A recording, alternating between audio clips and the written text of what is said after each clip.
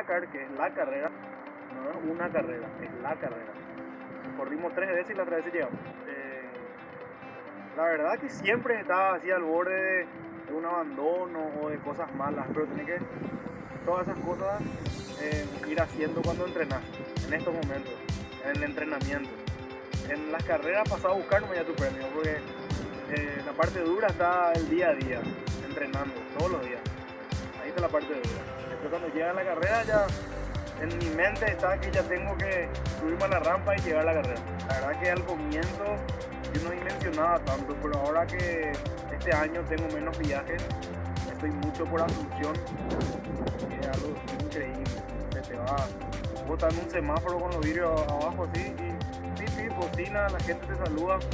Encima no es que solamente la gente que está involucrada en el deporte motor, señoras, niños, que así, personas que en teoría no tienen por qué estar en el deporte motor, sabiendo que hay un paraguayo que representa al país en una competencia así, parece que le emociona y siempre tiran buena onda, ¿verdad?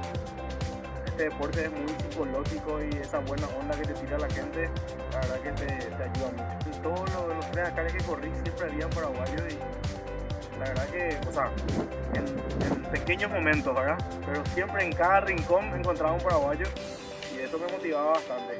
La vez que gané la etapa en Cachi, en la provincia de Salta, estaban unos paraguayos al final con una bandera y nos abrazamos ahí y festejamos la victoria de Paraguay. O sea, ahí le ubicamos al Paraguay en el primer lugar de la etapa del Dakar. Eso la verdad que fue un momento histórico. Fui campeón Dakar Series y campeón sudamericano.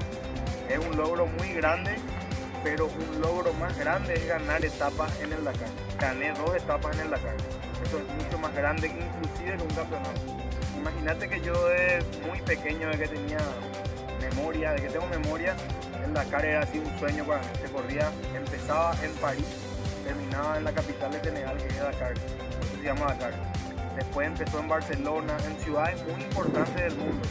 Actualmente hay que comenzar a dimensionar nosotros los paraguayos a que va a empezar en Asunción, en otra capital.